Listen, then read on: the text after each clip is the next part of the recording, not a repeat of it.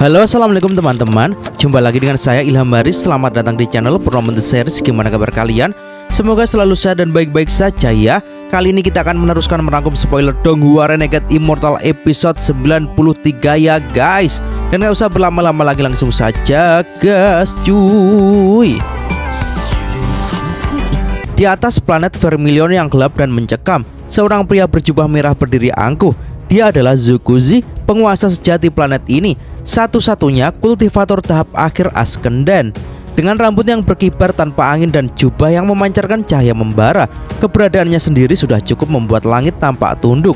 Di hadapannya berdiri Dutian, penjaga bendera 1 miliar jiwa, pusaka agung milik sekte pemurnian jiwa.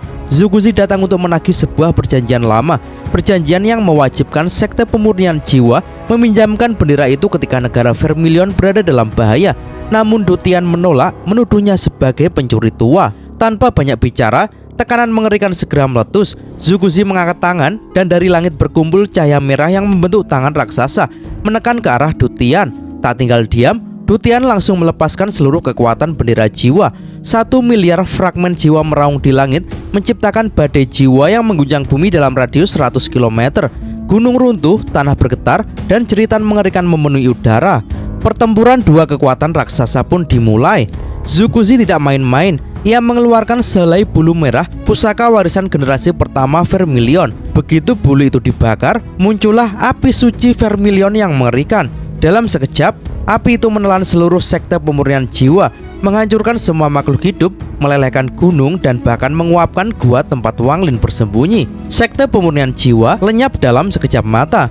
Namun Dutian belum menyerah. Dalam kondisi putus asa, ia menggunakan teknik rahasianya, memadukan 35 jiwa utama menjadi satu entitas baru. Dalam hitungan detik, kekuatan mengerikan setara dengan tahap akhir Askenden lahir. Langit membelah menjadi dua warna, merah di kiri, hitam di kanan. Sebuah pertempuran kosmik terbentuk di atas planet Vermilion. Zukuzi mulai merasa tekanan. Dia mengeluarkan pedang kuno, pedang Vermilion, pusaka surgawi yang legendaris. Tapi jiwa yang baru terbentuk dari bendera 1 miliar jiwa tak mau kalah. Dengan kekuatan besar, ia membentuk pedang putih untuk melawan pedang merah Zukuzi. Benturan demi benturan mengguncang dunia. Pedang putih memang kalah kuat, tapi tak kehabisan akal. Dalam sekejap, tubuh awan itu pecah menjadi 8 pedang sekaligus. 5 diantaranya langsung memburu Zukuzi, sementara 3 lainnya mengalihkan perhatian pedang Vermilion.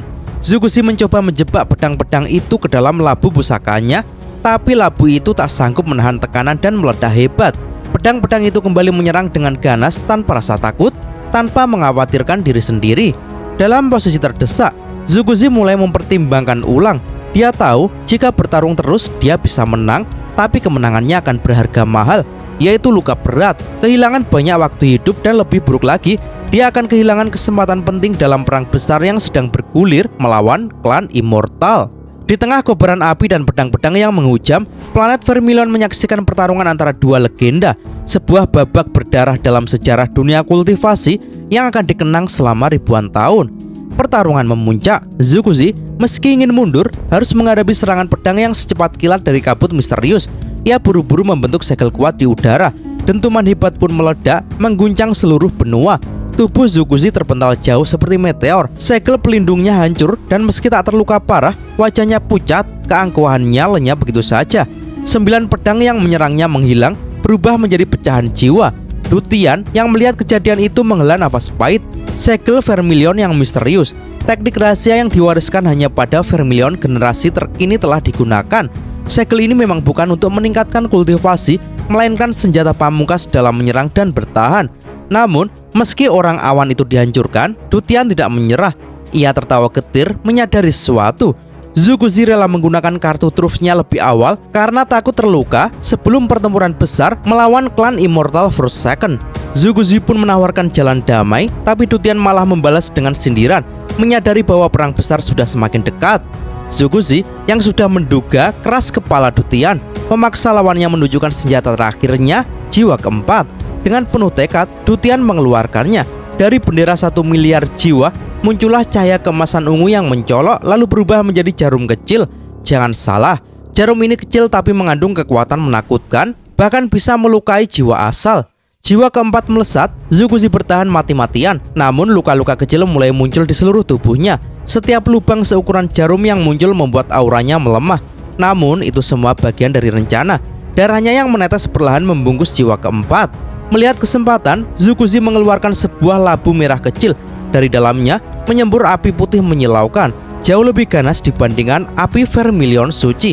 Dia mulai memurnikan jiwa keempat, perlahan-lahan menggabungkan darahnya dengan kekuatan jarum emas ungu itu. Namun Dutian yang panik memerintahkan jiwa keempat untuk mundur. Tapi sudah terlambat, Zukuzi sudah bersiap. Dengan menggunakan teknik rahasia yang mengorbankan 90% sisa umurnya, dia menghentikan waktu di sekitarnya sejenak. Dalam kondisi itu, dia berhasil menangkap jiwa keempat. Kemenangan sepertinya tinggal selangkah lagi. Dengan tangan terulur, Zukuzi hendak menangkap Dutian. Tapi tiba-tiba dari arah gua tempat Wang Lin bersembunyi terdengar tawa gelap. Dalam sekejap, wajah Zukuzi berubah drastis. Sebuah rasa takut merayap di dalam hatinya. Rasa takut yang bahkan tak pernah ia rasakan sejak menjadi Vermilion. Sementara itu, di atas benua Vermilion, langit di timur menghitam seakan malam tiba lebih cepat dari seharusnya.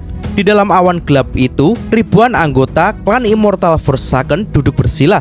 Tubuh mereka mengeluarkan kekuatan tato yang melayang ke udara. Setiap 2 jam, kelompok demi kelompok bergantian menyalurkan energi mereka dalam sebuah ritual yang telah berlangsung berbulan-bulan. Hari ini, suasana berubah saat seorang pria paruh baya berwajah serius muncul.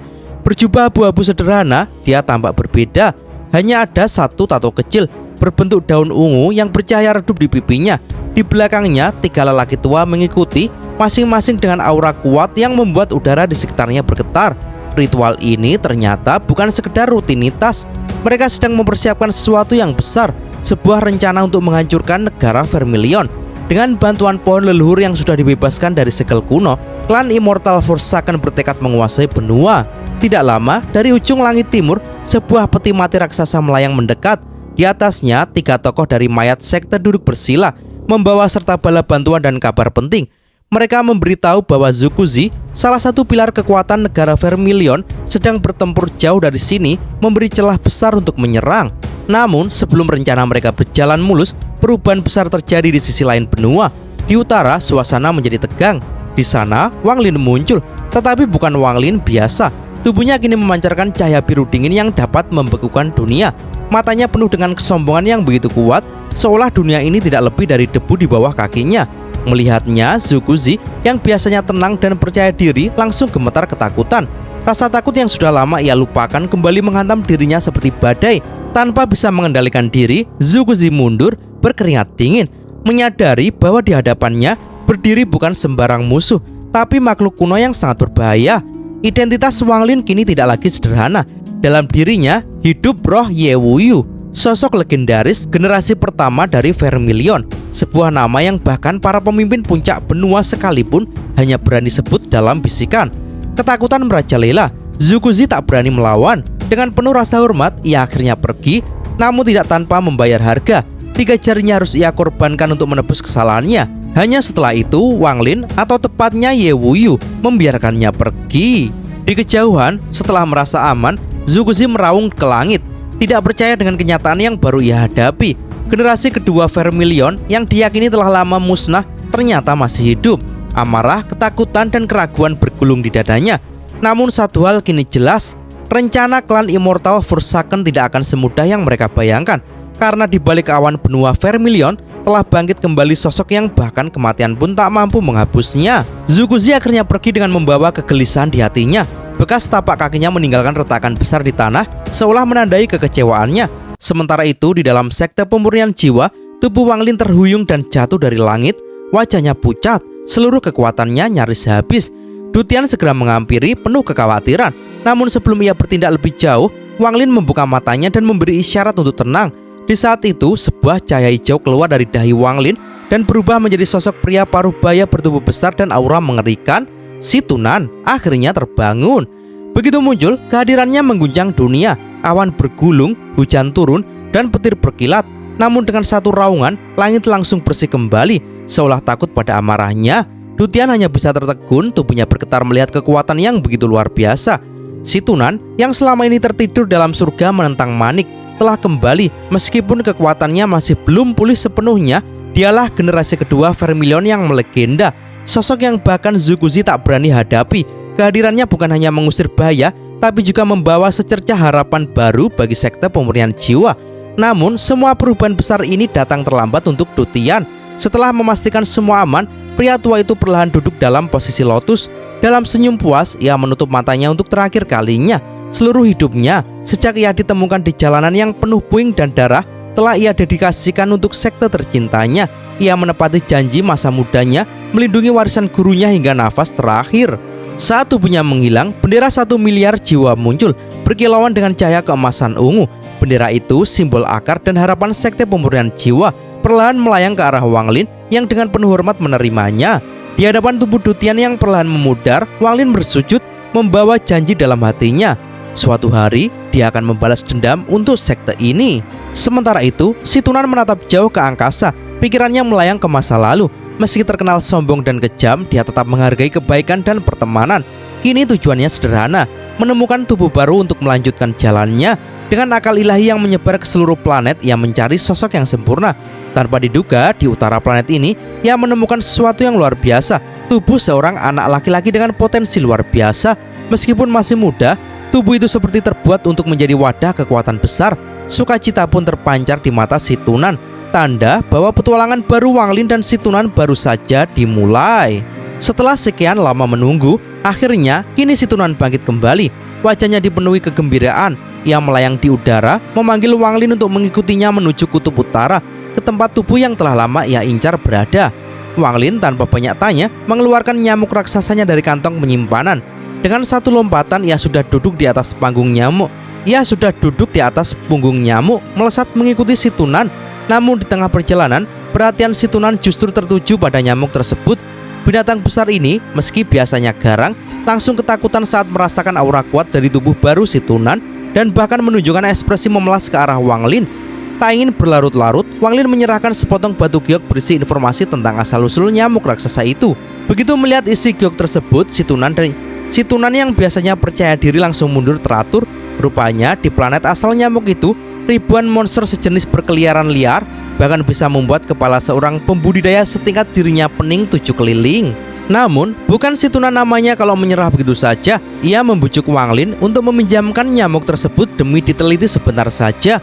Wang Lin awalnya keras kepala, akhirnya lulus setelah si Tunan mengungkit jasa-jasanya di masa lalu, lengkap dengan akting setir yang meyakinkan.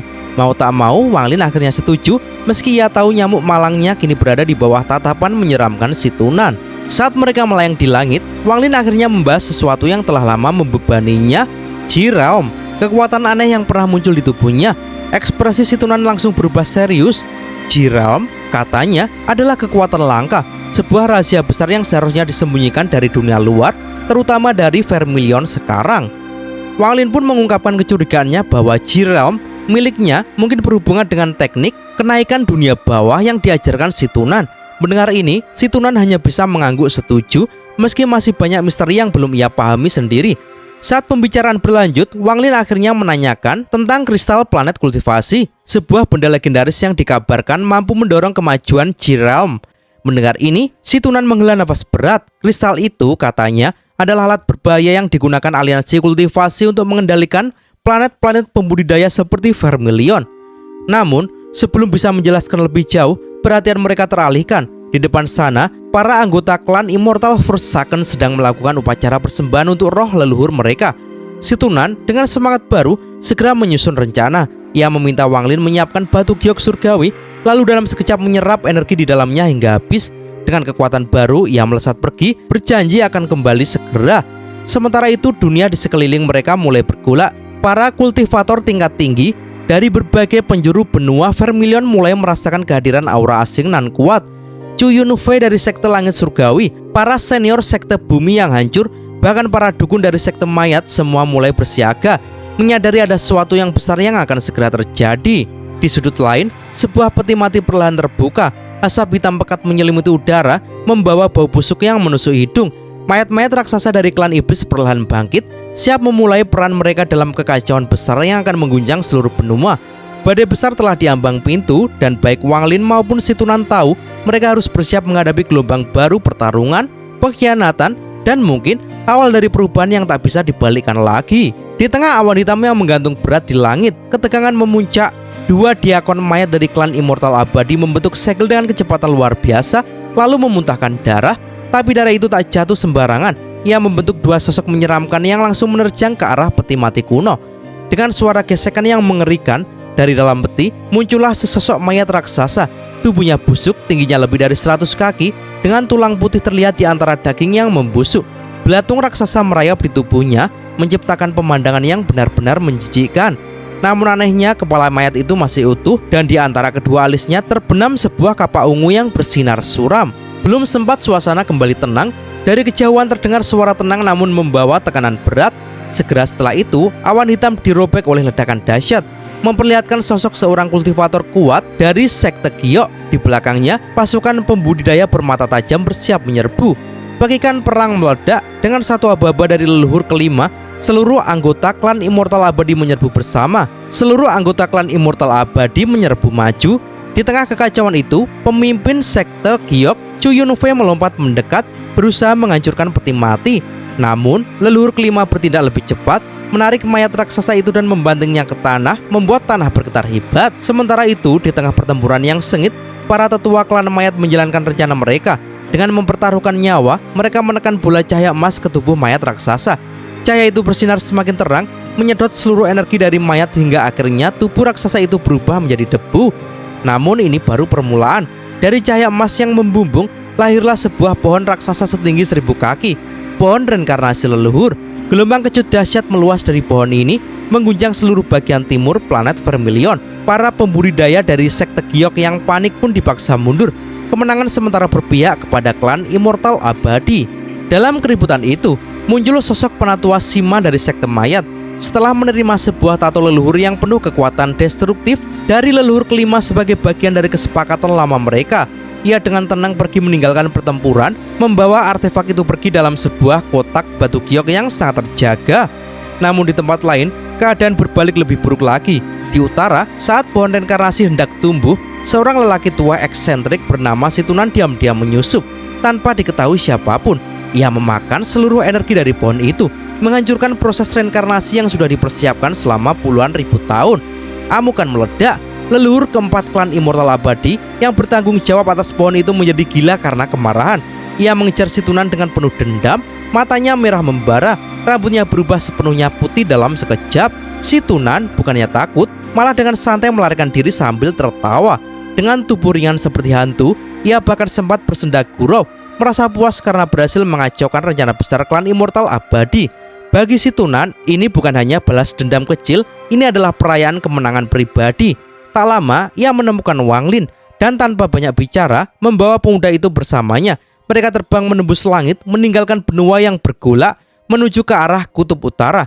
Leluhur keempat, seperti anjing gila yang terluka, mengejar mereka tanpa lelah, menggeram dari kejauhan. Di tengah pelariannya, Situnan merencanakan sesuatu yang lebih gila.